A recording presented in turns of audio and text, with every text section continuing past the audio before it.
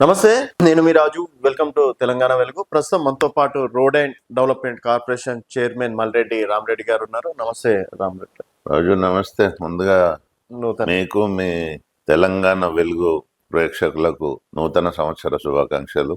Thanks అన్న. బాగున్నావా రాజు? బాగున్నాం సార్. సో నెక్స్ట్ ఇయర్ కి ఇంకా కాంగ్రెస్ పార్టీ ఇచ్చినటువంటి గ్యారంటీలు కూడా సక్సెస్ఫుల్ కావాలని, మీ బాధ్యతలు కూడా సక్సెస్ఫుల్ గా అవ్వాలని కోరుకుంటున్నాం మనం మనస్ఫూర్తిగా. గ్యారంటీల గురించి బ్రహ్మాండంగా ప్రజలు సంతోషంగా ఉన్నారు. ఫస్ట్ ఓకే, గ్యారంటీలు ఒకటో రెండో ఇంకా ఇవ్వకపోవచ్చు ఆర్థిక పరిస్థితులను బట్టి. ఈ రాష్ట్రాన్ని దోసుక తిన్నారు. ఏ రకంగా దోసుక తిన్నారో మీరు క్లియర్ గా చూస్తున్నారు. మొన్న కృష్ణా గోదావరి మీద మాట్లాడుతున్నారు. అవును. మేము నిన్న ఒక మీటింగ్ లో, సీఎం గారి మీటింగ్ లో కూడా చూసాము. ప్రజెంటేషన్ ఇస్తే ఉత్తమ్ కుమార్ రెడ్డి గారు, ఇరిగేషన్ శాఖ మంత్రులు, సీఎం గారు చెప్పిన దాన్ని బట్టి చూస్తే ఈ రాష్ట్రాన్ని ఎంత విచ్ఛిన్నం చేసిరంటే, అప్పుడు కాంగ్రెస్ ప్రభుత్వం ఉన్నప్పుడు సమైక్య ఆంధ్రప్రదేశ్లో చాలా సంతోషంగా ఉన్న తెలంగాణ ప్రజలు, సమైక్య రాష్ట్రం ఉన్నప్పుడు, సమైక్య రాష్ట్రంలో.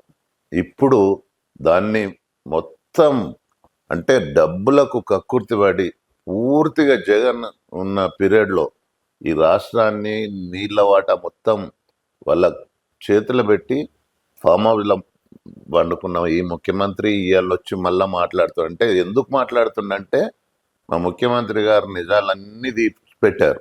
మా మంత్రి ఉత్తమ్ కుమార్ రెడ్డి కానీ, ముఖ్యమంత్రి గారు కానీ.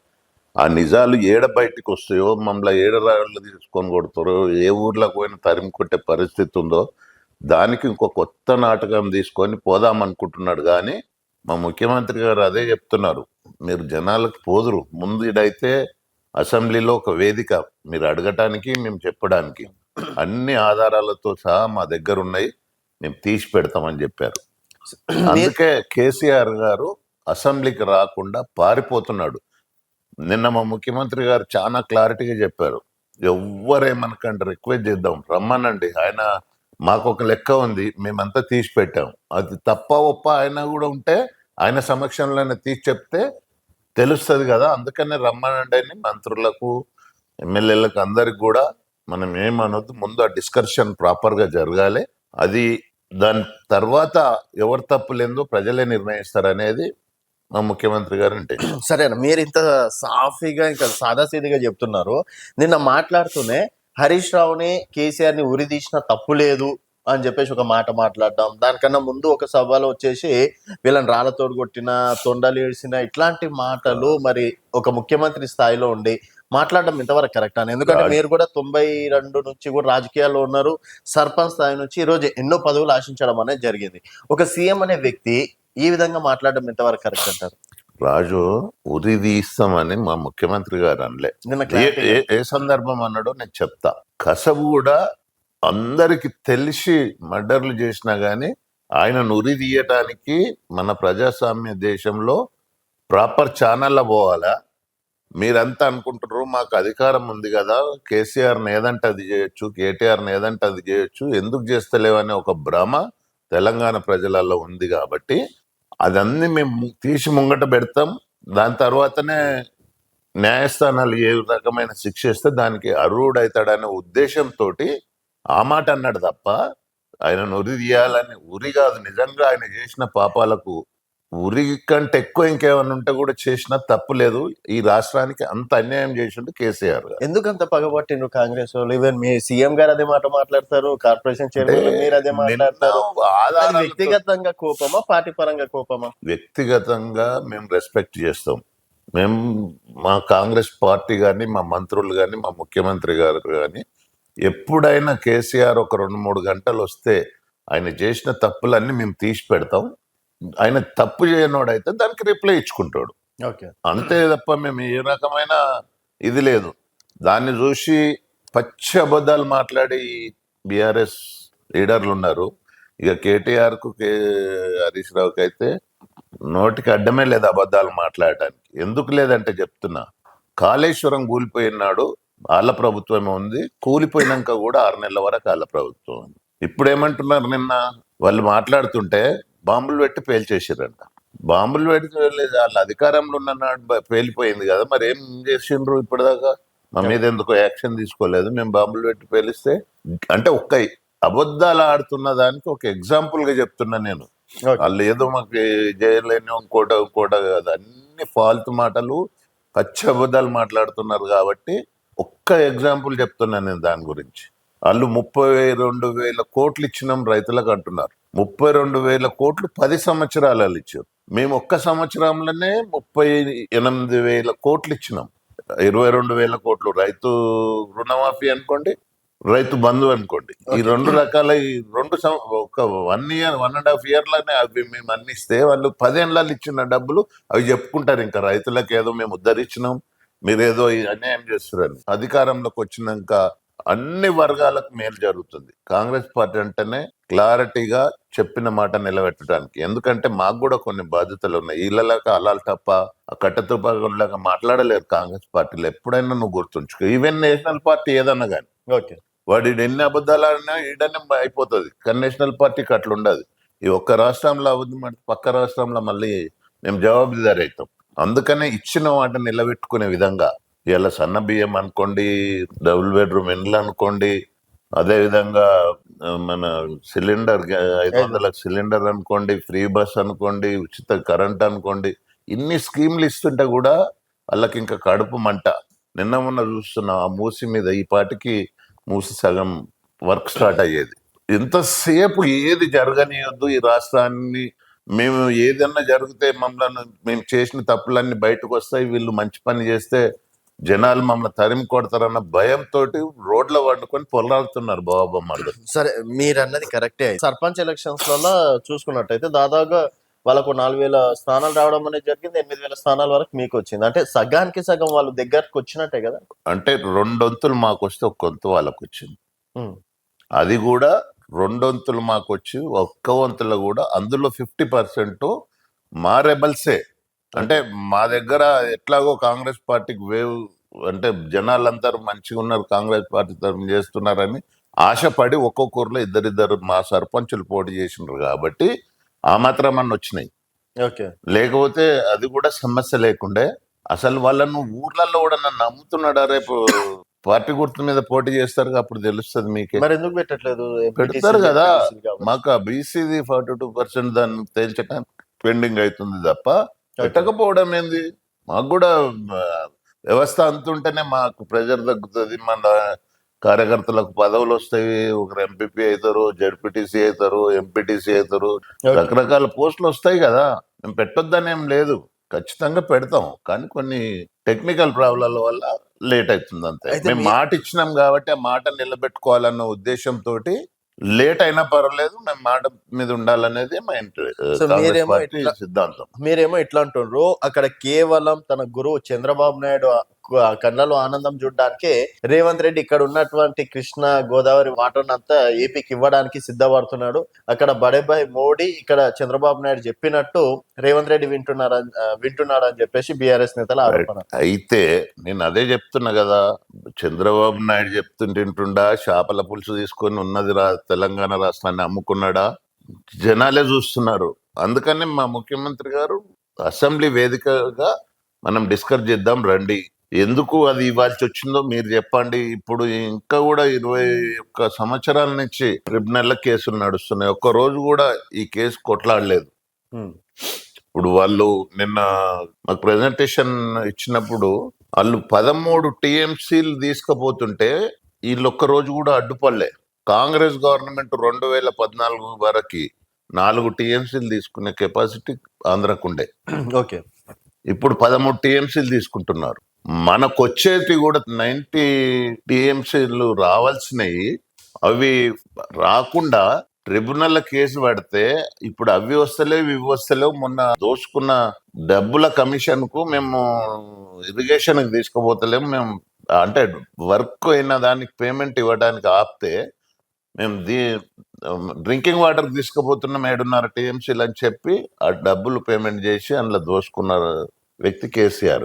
అంటే ఇక్కడ ఇన్ని ఆధారాలతోటి 5 సంతకాలతోటి మాకు చాలా క్లారిటీగా చూయించు. మరి ఇక్కడ ఏ హరీష్ రావు గారు డేట్ కూడా అదే నాడు అంటున్నారు కదా, నేను పవర్ ప్రజెంటేషన్ ఇస్తా, ఎవరు ఎంత దోచుకున్నారో, కాంగ్రెస్ వచ్చిన తర్వాత మనని లెక్కున్నాయో అది నిరూపించడానికి మాకు స్పీకర్ అవకాశం ఇస్తలే, మాట్లాడుతుంటే మైకులు కట్ లే చేస్తున్నారు, ఎక్కడ లే- ప్రజాస్వామ్యం ఉంది, లేదు. అది అసెంబ్లీ అనుకుంటున్నారా, ఆ గాంధీ భవన్ అనుకుంటున్నారా అని చెప్పేసి ఈరోజు ఆ డైరెక్ట్ గా చెప్పిండ్రు.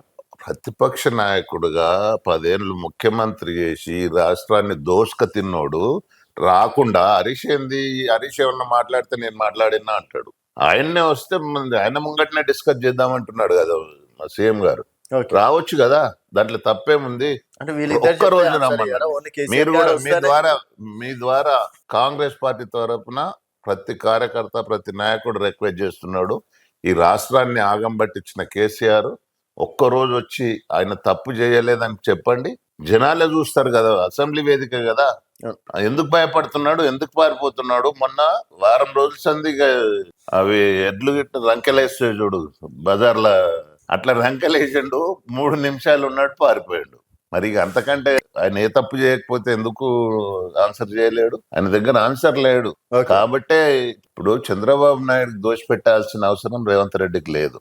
చంద్రబాబు ఇది నేషనల్ పార్టీ, ప్రాంతీయ పార్టీ కాదు. ఒక్క నిర్ణయం ఉండదు, ఓకే, సమిష్టి నిర్ణయం ఉంటది కాంగ్రెస్ పార్టీలో. దానికి పైన కాంగ్రెస్ పార్టీకి హైకమాండ్ ఉంది. ఏ తప్పు జరిగినా వాళ్ళు కూడా చూస్తుంటారు. రేవంత్ రెడ్డికి చంద్రబాబు నాయుడు గురువైనంత మాత్రాన్లా ఎందుకు మరి ఆయన వచ్చి ఎందుకు నిలదీస్తలేడు? ఇగో ఈ రోజు ఇది ఇచ్చిన నిన్న మొన్న మా కాంగ్రెస్ గవర్నమెంట్ వచ్చినాక లాస్ట్ మంత్ జగన్ ఒక లెటర్ రాసింది. నేను కేసీఆర్ ఉన్నప్పుడు దోసుకొచ్చింది మొత్తం మీరు, రేవంత్ రెడ్డి వచ్చి వాళ్ళు బలమైన వాదనలు వినిపిస్తున్నారు కోర్టులో, మన చేతులకే నేను కష్టపడి తీసుకొచ్చినాయన్ని పోతున్నాయి అని చెప్పి బహిరంగ లేఖ రాశాడు జగన్ ఓకే. చంద్రబాబు నాయుడుకి. ఇక చంద్రబాబు నాయుడుకి రేవంత్ రెడ్డితో ఆయనకి ఎదురుగా నిలబడి కొట్లాడుతున్నారా? అర్థం చేసుకోవాలి. ఇది సో ఇంత మీరైతే క్లారిటీ ఉంది, అందుకని చెప్తున్నా. నీళ్ళ విషయంలో మీరైతే చాలా క్లారిటీగా ఉన్నారు. ఉమ్.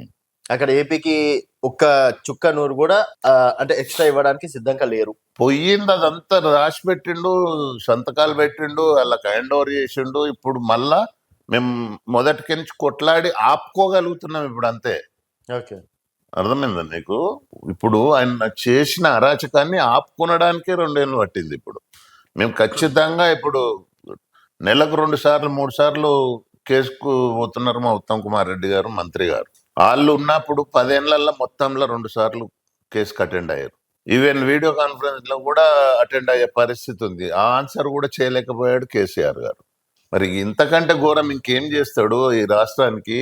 నేను చెప్తున్నా కదా, ఉమ్మడి ఆంధ్రప్రదేశ్ ఉన్ననాడు తెలంగాణకు న్యాయం జరిగింది తప్ప ఇవాళ ఈ 10 ఏళ్లలో ఆయన స్వార్థం కొరకు జగన్ కు మొత్తం అమ్ముడు పోయి, అట్లా పోతే చేపల పులుసు తిని ఇంకోటి చేసి మొత్తం నాశనం పట్టించిండు తెలంగాణ రాష్ట్రాన్ని కేసీఆర్. అయితే ఇక్కడ మీరు అవినీతి చేసిందని చెప్పేసి మీరు ఒక మన ఇంటర్వ్యూలోనే దాదాపు 5-6 సార్లు చెప్పింది. ఎందుకు కేసీఆర్ ని అరెస్ట్ చేయలేకపోతున్నారు, ఎందుకు కేటీఆర్ ని అరెస్ట్ చేయలేకపోతున్నారు? ఈ 2 సంవత్సరాలుగా కారీ రేస్ అన్నారు, తర్వాత కాళేశ్వరం అదైపోయింది అన్నారు, ఫోన్ ట్యాపింగ్ అన్నారు, రకరకాలుగా అన్నారు. ఎందుకు? రాజు, కాళేశ్వరం గురించి బేసిక్ ఇన్వెస్టిగేషన్ మొత్తం చేసినాక కొంత సెంట్రల్ గవర్నమెంట్ లింక్ ఉంది కాబట్టి ఇక్కడ స్టేట్ గవర్నమెంట్ చేసేది మొత్తం ఇన్ఫర్మేషన్ ఇన్వెస్టిగేషన్ చేసి సెంట్రల్కి ఇచ్చారు, ఓకే, సిబిఐకి ఇచ్చారు. నిర్ణయం తీసుకోవాల్సింది సెంట్రల్ గవర్నమెంట్. ఇప్పుడు దాంట్లో ఇది తప్పు చేసిరని వాళ్ళు మా గవర్నమెంట్ కన్నా చెప్పాలా, మీరు చేసిన ఇన్వెస్టిగేషన్ రైట్ కాదు.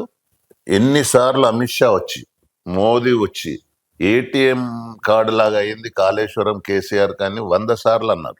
ఇంత ఇన్ఫర్మేషన్ తీసి కేంద్రానికి ఇస్తే దాని గురించి ఇప్పటిదాకా ఇంకేం నిర్ణయం తీసుకుంటలేరు.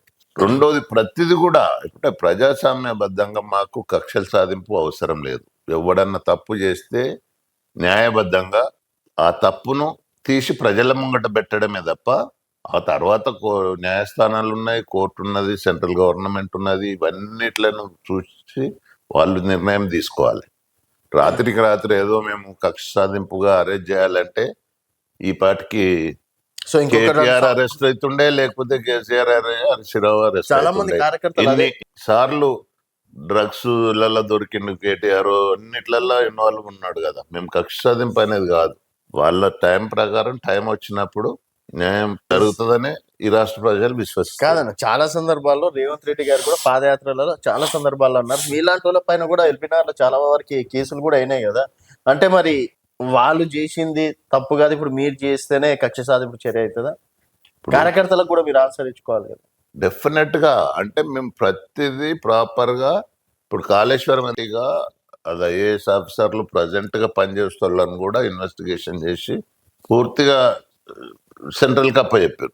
మరి అదే విధంగా ఇప్పుడు కూడా ఈ నీళ్ళ విషయం కూడా నిన్న మొన్నటి దాకా కృష్ణా గురించి మాట్లాడారు. ఇప్పుడు ఇవన్నీ తీసి ఇన్ఫర్మేషన్ పోయింది, వీళ్ళంతా మేము చేసిన తప్పులన్నీ వాళ్ళ చేతిలో పట్టుకున్నారు, మేము మాట్లాడలేమని ఇప్పుడు కాళేశ్వరం నిలిచిపెట్టి కృష్ణాన్ని వదిలిపెట్టి పాలమూరులో.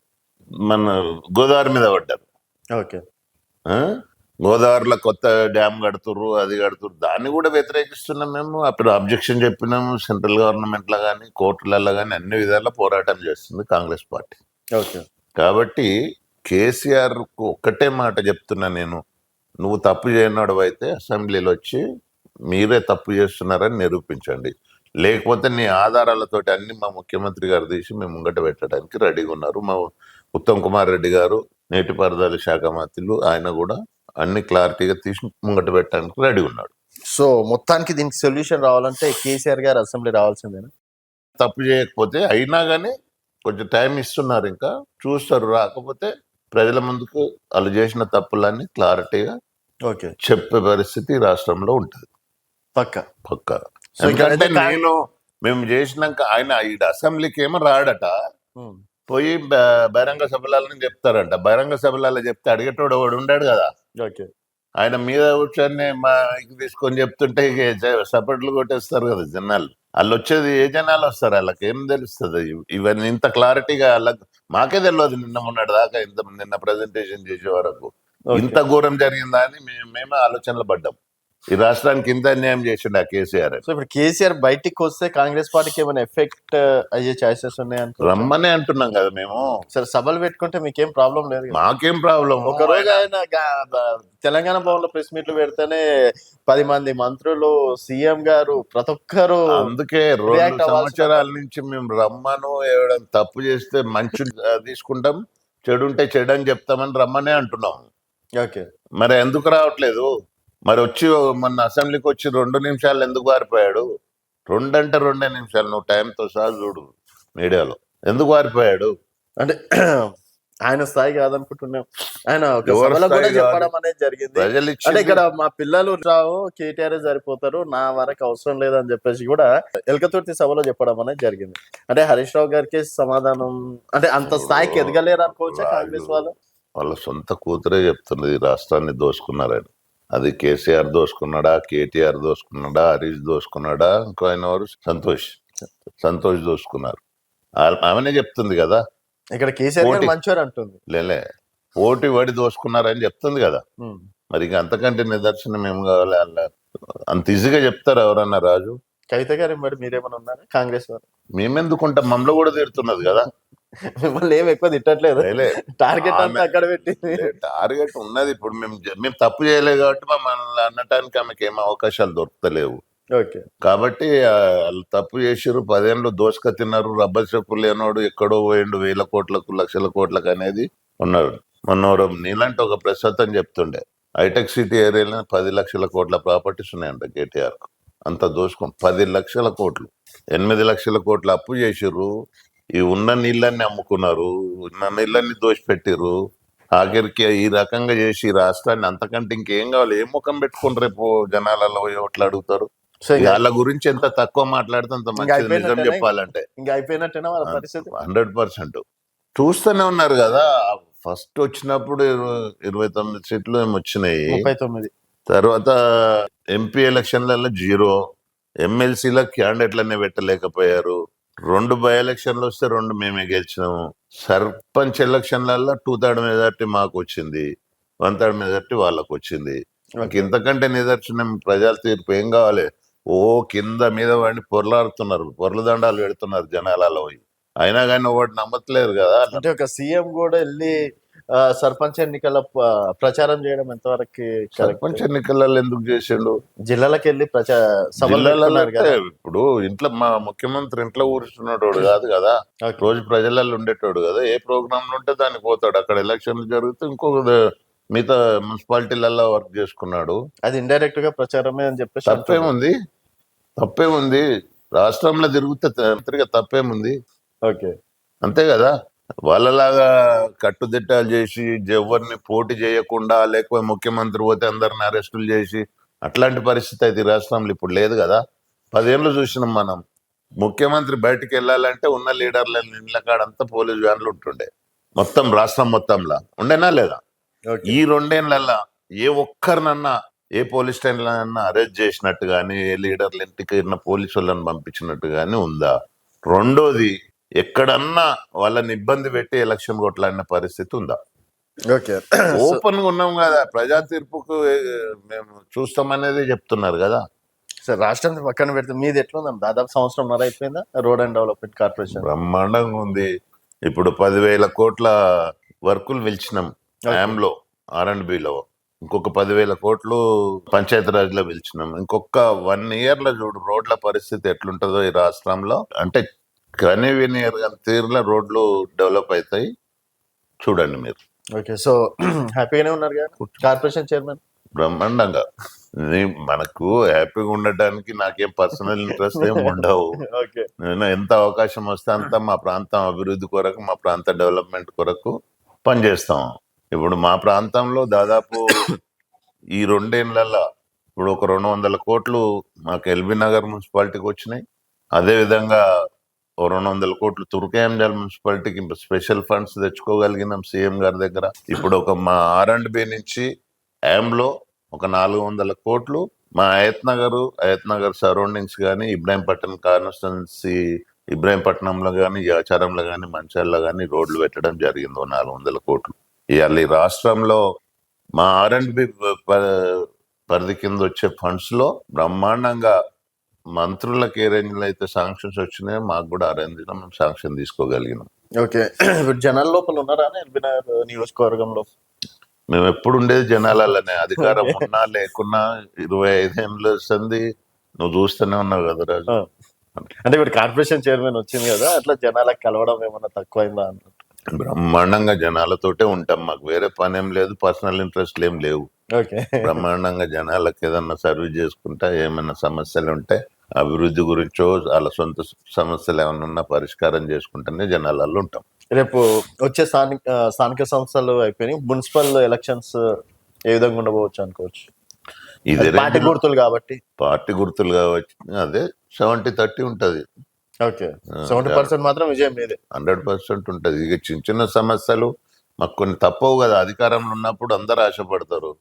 10 ఏళ్ల సంది అధికారం లేదు, ఇప్పుడు మాకు పదవులు వస్తాయని మేము చెప్పిన ఎన్ని పరిస్థితుల్లో మనం కొంతమంది ఇద్దరిద్దరు సర్పంచులు పోటీ చేసిన కాడ ఓడిపోయారు.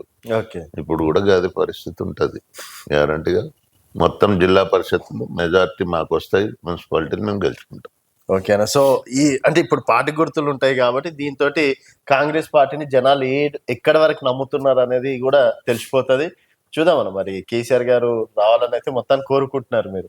మేము కోరుకునడం అంటే ఆయన వచ్చి ఉద్ధరించి పెట్టేది ఏం లేదు మాకు. ఓకే. ఆయన చేసిన తప్పులు కనీసం ఒక్కసారి డిస్కస్ చేసినాక పబ్లిక్ పంపించడానికి అవకాశం ఉంటది, అందుకనే రమ్మంటున్నాం. అంతకంటే ఏం లేదు. ఆయన వచ్చి ఒకవేళ సలహాలు ఇస్తే మంచిది, ప్రభుత్వానికి సలహాలు ఇచ్చి అభివృద్ధికి సరే నాకు ఆపోజిషన్ హోదా ఇచ్చిండ్రు, నా పని నేను చేస్తాను, వచ్చి చేస్తే బాగానే ఉంటుండే. కానీ పొద్దున్న లేస్తే రాత్రి వరకు పచ్చి అబద్ధాలు చెప్పుకుంటా తిరుగుతున్నారు తండ్రి, కొడుకు, అల్లుడు. వాళ్ళకు తగ్గట్టుగా ఇప్పుడు కవిత మరి ఇప్పుడు బయట పెడుతుంటే ఒక్కనాడు కనీసం ఇంట్లో పుట్టిన కవితనే వాళ్ళు కంట్రోల్ చేసుకోలేకపోతే ప్రజలకేం న్యాయం చేస్తారు వాళ్ళు? కవిత వెనకాలైతే మీరైతే లేదు, మేమెందుకుంటాం, మాకేం అవసరము? ఓకే. ఎవ్వరు లేకుండానే కదా మేము గవర్నమెంట్ ఫామ్ చేసింది మరి. సో చూద్దామన్న మరి రానున్న రోజుల్లో మరి కాంగ్రెస్ పార్టీ ఇంకా అంటే డెవలప్మెంట్ విషయంలో కావచ్చు, మీరు ఇచ్చినటువంటి గ్యారెంటీలు కూడా డెఫినెట్ గా ఈ సంవత్సరంలో అది కూడా మిగిలిన గ్యారెంటీలు కూడా చేస్తా అన్నారు. 90% గ్యారంటీలు కంప్లీట్ చేసుకున్నాం. ఇంకో 10% ఉంటే ఉన్నాయి, ఇంకా 3 ఏళ్ళ అవకాశం ఉంది. ఓ, 3 ఏళ్ళలో అవి కూడా కంప్లీట్ చేస్తాం కదా. ఇన్ని అప్పులున్నా సంక్షేమ పథకాలు చేసుకుంటూ, ఇంత అభివృద్ధి చేసుకుంటూ, ఇన్ని రకాల డెవలప్మెంట్ చేసుకుంటూ, మీరు నిన్న మొన్న చూడండి హైదరాబాద్ లో రియల్ గా కావాలంటే రేపు ఒక నువ్వు కెమెరా తీసుకొని తిరుగు, ఏడన్నా ఒక చెత్త కనబడతాడు హైదరాబాద్ లో. వారం స్పెషల్ డ్రైవ్ పెట్టారు మా ముఖ్యమంత్రి గారు జిహెచ్ఎంసీ పరిధి. ఇప్పుడు గతంలో ఉన్న 150 డివిజన్లలో ఇప్పుడు 300 డివిజన్లు చేసి ముందు హైదరాబాద్ ను గాడిలో పెట్టాలనేది ఆయన చాలా పెద్ద టార్గెట్ పెట్టుకున్నారు. అటు మూసీ అనుకోండి, అటు ఫ్యూచర్ సిటీ అనుకోండి, ఇటు క్లీనింగ్ అనుకోండి, లైట్లు అనుకోండి, ఏదున్నా హైదరాబాద్ ను సరిదిద్దాలి. ఈ రాష్ట్రంలో ఉన్న 4 కోట్ల జనాభాలో 2 కోట్ల జనాభా హైదరాబాద్ లోనే ఉన్నది కాబట్టి ఈ దేశంలోనే ఒక అతిపెద్ద కార్పొరేషన్ హైదరాబాద్ కార్పొరేషన్ జిహెచ్ఎంసీగా ఏర్పడ్డది కాబట్టి దీన్ని గాడిలో పెట్టాలనేది చాలా టార్గెట్ పెట్టుకొని పనిచేస్తున్నాడు మా ముఖ్యమంత్రి గారు. ఓకే అన్న, థ్యాంక్ యూ అన్న, థ్యాంక్ యూ సో మచ్. మరోసారి నమస్కారం, నూతన brother. సంవత్సర శుభాకాంక్షలు అన్న. Thank you. సో ఇది మల్రెడ్డి రామరెడ్డి గారితో స్పెషల్ చిట్ చాట్. మరొక గెస్ట్ మళ్ళీ కలుద్దాం. చూస్తూనే ఉండండి తెలంగాణ వెలుగు.